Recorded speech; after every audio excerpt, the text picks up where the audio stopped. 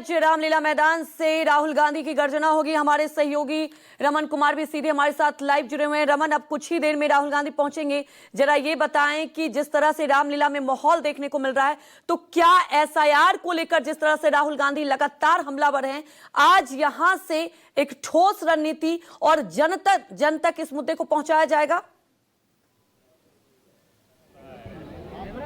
बिल्कुल, ये सवाल हम अतुल लोंडे पाटिल कांग्रेस प्रवक्ता से पूछते हैं। क्या आपको लगता है कि इस रैली के जरिए एसआईआर के खिलाफ पूरे देश में एक माहौल बनाने की कोशिश पार्टी कर रही है? देश में माहौल है, इसीलिए इतना रश है। यहाँ पर जितने लोग हैं उससे 4 गुना 5 गुना लोग बाहर हैं। अभी बाहर से आते आते हमारे पास वीआईपी पास होने के बावजूद अंदर आना मुश्किल हो रहा था।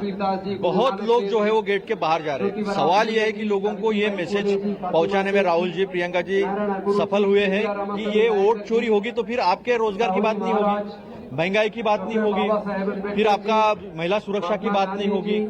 जिस तरह से हमारा चाइना ने जमीन छीन लिया है, नेपाल हमको आंखें दिखा रहा है। 10,000 एकड़ जमीन जहां भारतीय लोगों की है उनको बाहर निकालने की कोशिश हो रही है। तो हर जगह से जो असफलता है मोदी जी की, वो असफलता वोट चोरी की वजह से। वोट चोरी करके अगर सरकार आएगी तो लोगों के जो मूलभूत सवाल है, रोटी, कपड़ा, मकान, स्वास्थ्य जो है, उसकी चर्चा नहीं होगी। झूठे आंकड़े देकर लोगों को आप बहला फुसला सकते हो, टीवी में हेडलाइन बना सकते हो, लेकिन जो महंगाई जमीन पर है वो महंगाई जमीन पर है। लोगों को स्वास्थ्य की सुविधाएं नहीं मिल रही है, नहीं मिल रही है। लोगों को रोजगार नहीं मिल रहा है, नहीं मिल रहा है। मैं आपको एक उदाहरण देता हूँ। महाराष्ट्र में शीतकालीन सत्र नागपुर में चल रहा है, महाराष्ट्र विधानसभा का।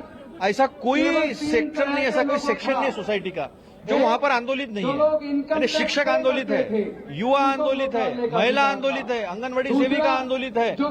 या तो मुख्यमंत्री प्रशिक्षणार्थी योजना है, वोट डालने का अधिकार खुद मुख्यमंत्री की, उनको 10 महीने से सैलरी नहीं मिली, वो आंदोलित है। संजय गांधी निर्धार का पैसा नहीं मिल रहा, वो आंदोलित है।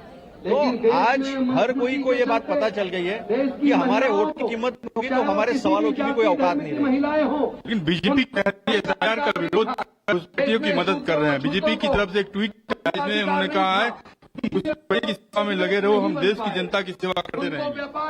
ऐसा है कि आप 2,91,00,000 लोग, कितना झूठ है।